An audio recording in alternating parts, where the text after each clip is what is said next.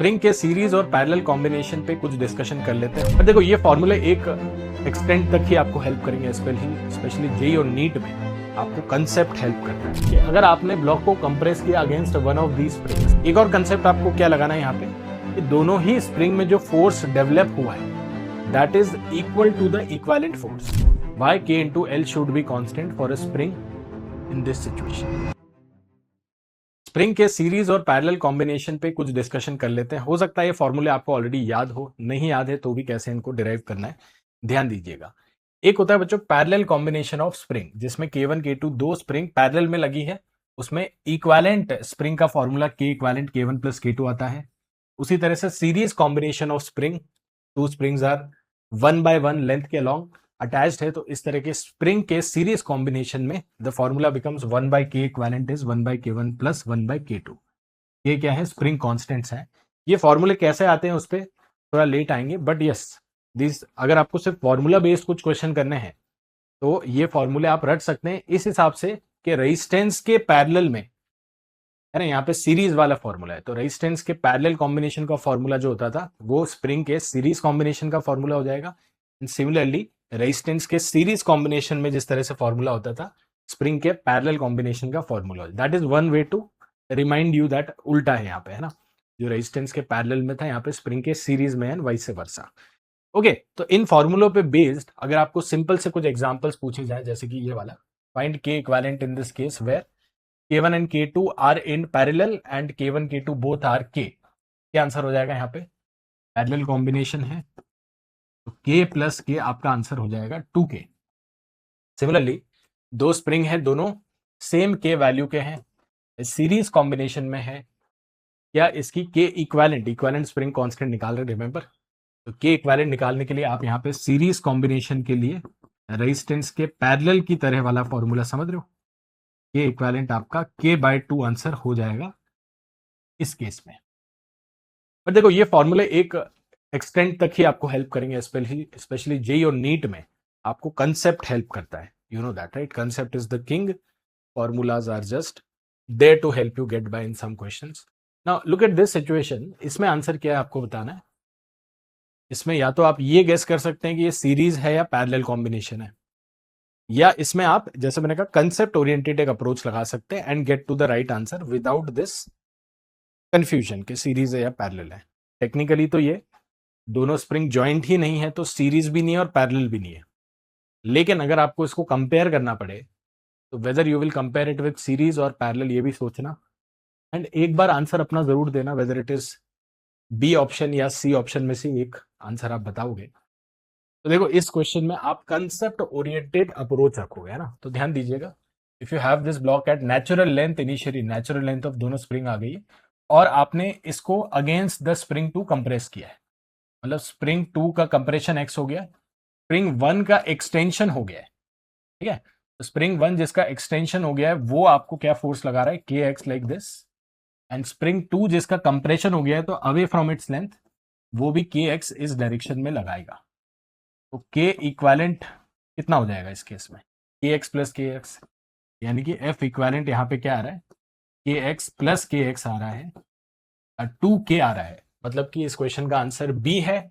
Specially आपने सी लगाया है तो ध्यान दीजिएगा, फर्स्ट ऑफ ऑल इस तरह के क्वेश्चन में आपको क्या सिंपल सा एग्जांपल है, वैसे कंसेप्ट लगाना है कि अगर आपने ब्लॉक को कंप्रेस किया against one of the springs, है ना, अपेरेंटली सेकंड स्प्रिंग में उतना ही एक्सटेंशन जितना फर्स्ट स्प्रिंग में कंप्रेशन है, मतलब ये आपके पैरेलल कॉम्बिनेशन वाली सिचुएशन हो गई है, एक स्प्रिंग में एक्सटेंशन है और दूसरी स्प्रिंग में कंप्रेशन है, but they are in the same direction, दोनों ऐड हो रहे हैं, ये बात समझ में आ रही है आपको, और 2K उसका इक्विवेलेंट स्प्रिंग कांस्टेंट बन रहा है। आई रिपीट दिस अगेन, ध्यान देना। तो जब आप पैरेलल कॉम्बिनेशन पढ़ रहे हैं, this is like a parallel combination only, what is the concept you will apply to get to the formula of parallel combination जो K1 प्लस K2 है। तो कंसेप्ट क्या है, देखो कंसेप्ट इज दोनों स्प्रिंग में सेम एक्सटेंशन होता है ना, दोनों स्प्रिंग में सेम एक्सटेंशन या कंप्रेशन, कंप्रेस कर रहे हो तो कंप्रेशन, यहाँ पे देखना नेचुरल लेंथ से एक्सटेंशन पे ला रहे हैं हम ब्लॉक को नेचुरल लेंथ से एक्सटेंशन पे ला रहे हैं। Can we say both the springs are extended by the same extension x, same extension x हो रहा है दोनों में, तो क्या दोनों स्प्रिंग की वजह से जो F1 F2 लगेगा या हम बोल सकते हैं कि equivalent force is F1 plus F2, है ना, दोनों स्प्रिंग का इस ब्लॉक पे एक फोर्स लग रहा है 1 and F2 towards the spring, extension हुआ है तो टूवर्ड्स द स्प्रिंग फोर्स लग रहा है। क्या वो K1x एंड K2x के बराबर है ईच? तो K इक्विवेलेंट इनटू x, क्योंकि ओवरऑल एक्सटेंशन भी x का ही हुआ है, एक सिंगल स्प्रिंग होती, इसकी जगह पे एक सिंगल स्प्रिंग होती तो उसका भी x ही एक्सटेंशन होता। तो आप K equivalent equal to K1 plus K2 फॉर्मूले पे इस तरह अराइव करते हैं पैरेलल में कंसेप्चुअली, है ना। तो you fall back on the concept in case you get confused in situations like this. Concept क्या है कि एक्सटेंड करके देख लो कि नेट फोर्स कितना लग रहा है, फिर वो 2K लग रहा है तो वो 2K है वरना K/2 है, ठीक है जी। तो ये पैरेलल कॉम्बिनेशन का कंसेप्ट है, extension in both the springs remain same, but series combination में एक्सटेंशंस आर नॉट सेम, है ना। This is why we are doing this. फिर कटिंग ऑफ द स्प्रिंग पे भी आएंगे तो ध्यान देना, अगर दोनों स्प्रिंग नेचुरल लेंथ पे बचा है ना तो कोई भी फोर्स नहीं लग रहा, नेचुरल लेंथ पे कोई फोर्स नहीं लगता, राइट। फिर अगर आपने ब्लॉक को x एक्सटेंशन दिया है ना, ब्लॉक को राइट में x से मूव कर दिया है, दोनों स्प्रिंग्स में एक्सटेंशन हो गया, बट इन सीरीज कॉम्बिनेशन में दोनों स्प्रिंग का एक्सटेंशन अलग अलग होगा, गेट इट। दोनों स्प्रिंग्स आपके सीरीज में लगे हैं तो दोनों का जो एक्सटेंशन है वो अलग अलग है, and can I say that दोनों का जो कॉम्बिनेशन है x1 and x2 finally x होने वाला है। एक रिलेशन में ये बना सकता हूं, x1 प्लस x2 x हो जाएगा, दोनों की लेंथ जो एक्स्ट्रा हुई है वो ऐड हो जाएगी, सीरीज कॉम्बिनेशन में ऐड होके फाइनल एक्सटेंशन x में जुड़ जाएगी। एक तो ये कंसेप्ट हम लगा सकते हैं। एक और कंसेप्ट आपको क्या लगाना है यहाँ पे कि दोनों ही स्प्रिंग में जो फोर्स डेवलप हुआ है that is equal to the equivalent force, माने कि जो इक्विवेलेंट एक स्प्रिंग की बात कर रहे हैं हम वो दोनों के इंडिविजुअल फोर्सेस के बराबर है। मतलब I'll write K equivalent into x is actually K1 x1 and K2 x2 if the springs are in series। तो सीरीज कॉम्बिनेशन में ये कंसेप्ट लगता है। सीरीज कॉम्बिनेशन में ध्यान से सुनना कि जब तक आपके पास एक आइडियल मासलेस स्प्रिंग है बच्चों, force throughout it remain same at each point, मतलब force on each part of the spring remain same, यानी कि F1 equal to F2 is equal to F equivalent भी अगर मान ली एक सिंगल स्प्रिंग से कंपेयर कर रहे हैं तो K equivalent into x is K1 x1 equal to K2 x2। अब ये भी कैसे आता है ना, हो सकता है किसी को ये कैसे आया डाउट है, तो ध्यान देना थोड़ा सा कि अगर ये दोनों स्प्रिंग है मेरे पास बच्चा, now these are ideal and massless spring, remember that, है ना। तो थ्रेड में भी यही कंसेप्ट होता था, एक आइडियल मासलेस स्प्रिंग को आप इस तरफ अगर वॉल पुल कर रही है, लेट्स से ना इस तरफ वॉल थी, इस तरफ वॉल पुल कर रही है, इसको इस तरफ से आप पुल कर रहे हो या ब्लॉक पुल कर रहा है तो वो F कितना है अपने को निकालना है, और अलोंग द स्प्रिंग जो भी फोर्सेस डेवलप हुए हैं ना, स्प्रिंग 1 में F1, स्प्रिंग 2 में F2 फोर्सेस कुछ डेवलप हुए, तो व्हाट कैन वी से इज, फ्री बॉडी डायग्राम बना के भी हम बोल सकते हैं, या फ्री बॉडी डायग्राम में अगर देखें तो स्प्रिंग 1 पे वॉल ऐसे फोर्स लगा रही है ना, और F1 ऐसे फोर्स लग रहा है, स्प्रिंग 1 का फ्री बॉडी डायग्राम। फिर उस पे एक F1 और एक F2 फोर्स लग रहा है, and eventually that F2 force is equal to the applied force by you और द ब्लॉक, है ना। तो छोटे छोटे पार्ट्स का एफबीडी बनाया हमने, है ना, पूरी स्प्रिंग का नहीं बनाया, थोड़े इस पार्ट का बनाया, फिर इस पार्ट का बनाया, ऐसे करके 3 पार्ट का मैंने अगर एफबीडी बनाया है तो I can say net force balance हो रहा है। वॉल का फोर्स F1 के बराबर है, F1 F2 के बराबर है, F2 अप्लाइड फोर्स के बराबर है। ये एक कंसेप्ट है जो हम थ्रेड में भी, आइडियल मासलेस थ्रेड में भी यूज करते हैं बच्चों, है ना। Tension developed through out the massless thread remains same constant, है ना, through out the spring also remains same at each point, है ना। और ये क्यों होता है, बेसिकली क्यों होता है, क्योंकि न्यूटन का सेकेंड लॉ किसी भी मासलेस ऑब्जेक्ट पे कैसे लगेगा, न्यूटन का सेकेंड लॉ कोई भी मासलेस ऑब्जेक्ट है तो कैसा लगेगा, नेट फोर्स उस पर हमेशा 0 होना पड़ेगा। If mass is 0, net force on any object which is massless, weather it is a pulley, weather it is a spring, weather it is a string, thread में भी यही लगता है, पुली में भी यही लगता है, तभी टी और 2t करते हैं आप पुली में, तभी आप पुली में भी यहाँ पे t dash equal to 2t करते हैं फीच of these tensions at t, because the pulley is massless. Ideal pulley के लिए नेट फोर्स हमेशा 0 होगा, whether the pulley is accelerating और नॉट। इवन स्ट्रिंग और स्प्रिंग भी एक्सेलरेट कर रहे तब भी ऐसा होगा, समझ रहे हो। तो ये कोर कंसेप्ट है एनएलएम का, जो कि मैंने यहाँ पे एक बार डिस्कस कर लिया, but is coming back to this, force developed through each of these springs is same, got it, remain same at each point on the spring. तो once you have that and once you have this equation, इसमें आप ये substitute करके देखो, x को क्या लिख सकते हो ना, यहाँ पे आप या इसको एफ बना दो, this is equal to some F है ना, equal to some capital F, let's say X one को क्या लिख सकते, X one is F by K one है ना। ध्यान से देख लें इसको ना, तो ध्यान से देखना कि एक्स वन को मैं लिख रहा हूँ एफ बाय के वन है ना, इक्वेशन वन से। एक्स टू को क्या लिख रहा हूँ, एफ बाय के टू, एंड एफ इक्वालेंट को क्या लिख रहा हूँ मैं, एफ इक्वालेंट रिमेंबर के इक्वालेंट इंटू एक्स है ना, के इक्वालेंट इंटू एक्स है। एक्स को मैं लिख रहा हूँ एफ बाय के इक्वालेंट, एफ बाय के इक्वालेंट जैसे लिखता हूँ, F is common, force remains same on the each point of the spring, and obviously you get 1 by k equivalent equal to 1 by k1 plus 1 by k। ठीक है, यहाँ पे थोड़ा भी कंफ्यूजन हुआ है तो दोबारा देख लेना इस पार्ट को, बट थोड़ा शॉर्ट में वीडियो करना चाह रहा हूँ मैं। Force develop through out the springs remain same and let's say that force is F है ना, x1 को अपन ने f by k1, x2 को अपन ने f by k2 रख के f कैंसिल कर दिया because that force remain same, and you get the formula है ना। तो फॉर्मूले का डेरिवेशन वैसे ऐसे आता है, ठीक है, सीरीज कॉम्बिनेशन का स्पेशली। पैरेलल में एक्सटेंशन सेम था है ना, parallel is easy, extension was same there. Now once you understand this है ना, and once you understand this, let's try some cutting of the spring questions है ना। यहाँ पे आपने एक स्प्रिंग को दो इक्वल हाफ्स में कट कर दिया है, cut into two equal halves कर दिया बच्चों, ठीक है। मतलब एल लेंथ का था सपोज इनिशियली, और आपने उसको एल बाय टू और एल बाय टू के दो हिस्सों में बांट दिया है। आपको अपना अभी तक का डिस्कशन यूज करके आंसर करना है कि ईच के डैश कितना होगा है ना। आइडेंटिकल हाफ्स हैं तो K dash will be same whether it is same as K, whether it is 2k, whether it is k by 2 है ना। It's a very simple question as you know, but try करना, specially जो बच्चा पहली बार ये topic पढ़ रहा है, क्या वो k by 2 है क्या 2k है, और क्या कंसेप्ट लगा सकते हैं अगर आपने एक स्प्रिंग को टू इक्वल हाफ्स में है ना, इक्वल हाफ्स बोल रहा हूं मैं यहाँ पे, इक्वल हाफ्स में कट कर दिया अगर आपने, तो डेफिनेटली हाँ k by 2 आंसर किया क्या आपने, तो होपफुली आपने 2 के आंसर किया है।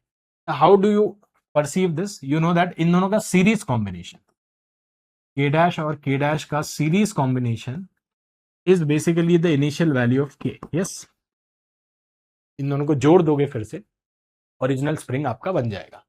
तो यहां से आपको क्या मिलेगा बच्चा, k dash equal to 2k which is the answer of this है ना। मतलब स्प्रिंग कांस्टेंट डबल हो गया, आपने स्प्रिंग को आधे में कट किया लेकिन सीरीज कॉम्बिनेशन था तो स्प्रिंग कांस्टेंट डबल हो गया। ये बात समझ में आ रही है, एक ये अप्रोच है ना, क्योंकि इन दोनों को सीरीज में लगाओगे ओरिजिनल स्प्रिंग बननी चाहिए। तो each k dash should be 2k, you understand the question, each k dash should be 2k so that 1 by 2k plus 1 by 2k is 1 by k, and that is one approach. The other approach you get from here is that k dash 2k हो गया, k dash 2k हो गया when length became l by 2. So one more thing you can get from this, k into l is the constant for any spring. तो इस concept के लिए अपन ये discussion कर रहे हैं कि कटिंग ऑफ द स्प्रिंग में k into l of the original spring and the half parts है ना। तो k इंटू एल आपकी ओरिजिनल स्प्रिंग थी, फिर k dash into L by 2 कर लोगे आप है ना। किसी और सिचुएशन में k1 इंटू एल बाई 3 भी है सपोज, अब वो k1 भी निकाल पाओगे, इधर k dash is 2k, k1 निकालना होता तो 3k भी आ जाता, समझ रहे हो। Remember k into L remains constant if you have cut a spring. Okay, now if you know this now, और कहीं लिख रहे हो तो पॉज कर लेना वैसे, बट ये वाला क्वेश्चन ट्राई करना। Originally you have same spring now, लेकिन उसको L by 3 और 2L by 3 में कट किया, L by 3 और 2L by 3 में कट किया बच्चा। What is K1 K2 each, L by 3 में कट किया एंड 2L by 3 में है ना। तो यहाँ पे भी सीरीज कॉम्बिनेशन इन दोनों का ये बन जाएगा, लेकिन क्योंकि K1 K2 दो वेरिएबल है तो एक इक्वेशन से सॉल्व नहीं होगा। Definitely 1 by K1 plus 1 by K2 should be 1 by K, but that is just one equation, दो वेरिएबल्स K1 K2 आपको निकालने हैं। I am saying let's use k into l is equal to constant for a spring whether it is originally intact या उसको cut कर दिया है। मतलब या तो kl फॉर्म है या k1 l1 है या k2 l2 है। ये बात समझ में आ रही सबको, ठीक है। तो ये एक और कंसेप्ट है स्प्रिंग में कि भाई अगर l1 l by 3 है बच्चा और l2 2l by 3 है है ना। तो definitely I hope C answer नहीं किया आपने, डी आंसर किया इसका, which is giving you K1 equal to 3K and K2 कितना आ रहा है 3K/2, है ना। 2K/3 ऑप्शन भी रख के ट्रैप हो सकते हैं बच्चा, बट यस सिंपल ऑप्शन है। तो ये कंसेप्ट आपको समझ में आ गया, राइट, कि K into L remains constant when a spring is cut into these two halves. ठीक है, इसको इस पर्टिकुलर क्वेश्चन में भी लगाइएगा आप। 1:4 में इस बार आप इसको डिवाइड कर रहे हो। आप इस क्वेश्चन को आंसर करना कमेंट्स में, ABCD क्या आता है आपका, answer this part in comments. ठीक है, मैं आपके लिए एक हिंट छोड़ दूंगा, नोट्स भी आपको मिल जाएंगे, सेकंड लिंक भी देखना। But let's have a discussion on why KL should be constant, है ना, किसी के मन में आना चाहिए और आया भी होगा। Why K into L should be constant for a spring in this situation. एक छोटा सा डिस्कशन वहां भी कर लेते हैं। देखो ये यंग्स मॉडलिस से आता है ना, यंग्स मॉडलिस जो कि मैकेनिकल प्रॉपर्टीज ऑफ मैटर, जो कि क्लास 11th के ही एंड में आप कहीं जाके पढ़ोगे, मैकेनिकल प्रॉपर्टीज ऑफ मैटर में यंग्स मॉडलिस की डेफिनेशन कैसे डिफाइंड होती है बच्चों, स्ट्रेस अपॉन स्ट्रेन। ना व्हाट इज स्ट्रेस, कि अगर आप एक फोर्स लगा रहे हो एक रॉड पे जिसका क्रॉस सेक्शनल एरिया ए है, देन स्ट्रेस सिग्मा से डिनोट होता है फोर्स बाय ए। ये इसकी डेफिनेशन है ना, force per unit area. This is not exactly pressure but force per unit area इस तरह से डिफाइन करते हैं। फिर इस फोर्स की वजह से इस रॉड का एक एक्सटेंशन होता है। इस फोर्स की वजह से इस रॉड का, जो कि एल लेंथ की थी लेट से, एक डेल्टा एल एक्सटेंशन होता है। ठीक है जी, L delta L by L, इसका हम स्ट्रेन डिफाइन करते हैं। ठीक है, बड़ा बेसिक ले रहे हैं इसको अपन अभी। तो स्ट्रेस अपॉन स्ट्रेन करके आप यंग्स मॉडुलस को डिफाइन करते हो, force by area delta L by L, stress upon strain. That is the definition of Young's modulus number 1। Some of you may know it, some of you may not know it, but ये आपको 11th के कभी and में mechanical properties of solids में पढ़ा दिया जाए, number 1। फिर आप इस रॉड को एक स्प्रिंग से कंपेयर करते हो इसी चैप्टर में, कि आपके पास एक रॉड है जिसपे एफ लग रहा है, सिमिलरली एक स्प्रिंग होता है जिसपे एफ लगता है। अब स्प्रिंग का एक एक्सटेंशन एक्स होता है, इस रॉड का एक्सटेंशन है डेल्टा एल। इन सिचुएशंस को अगर कंपेयर करें हम, ध्यान दीजिएगा कि force by area upon delta L by L को अगर मैं रीअरेंज कर दूं, if I rearrange this situation so that force equal to KX form आ जाए, तो क्या आता है YA by L into delta L, है ना, and that is K equivalent into X. भाई जितना एक्सटेंशन डेल्टा एल हुआ है किसी फोर्स की वजह से, वो स्प्रिंग में एक्स कहलाता था। तो यहाँ पे बच्चा K इक्वालेंट का एक फॉर्मूला आता है for a rod acting like a spring, ये टॉपिक अपन पढ़ते भी है वहां पे, which becomes YA by L. ठीक है जी, that becomes in fact a formula where we use this in other situations also, जैसे एनर्जी स्टोर्ड कितना होगा वगैरह। बट यस, यहां से आप K into L is YA equal to constant है, ये देख पाओगे, as long as area of the cross section of the spring also remains same, है ना, जो कि कट करते वक्त चेंज नहीं कर रहे हैं। बट अगर वो भी अगर चेंज करते, रीमोल्ड करते, तो वो भी एक अच्छा क्वेश्चन बन सकता है। तो ठीक है, that ultimately comes in mechanical properties. तो K into L equal to constant का ये एक तरह से एक्सप्लेनेशन हो गया, in case somebody is wondering. एक तो इस वाले पार्ट का आंसर आप कमेंट्स में कर देना बच्चा, ABCD, एंड मुझे ये भी बताना कि आपको और कौन से शॉर्ट टॉपिक्स इस तरह के चाहिए कमेंट्स में, so that we can come up with those videos very soon. ठीक है ना, या 11th के या 12th के फिजिक्स से रिलेटेड कोई टॉपिक है, मैं कमेंट्स देखूंगा इस वीडियो के, बताइएगा मुझे। एंड चैनल पे नए हैं तो सब्सक्राइब रहना।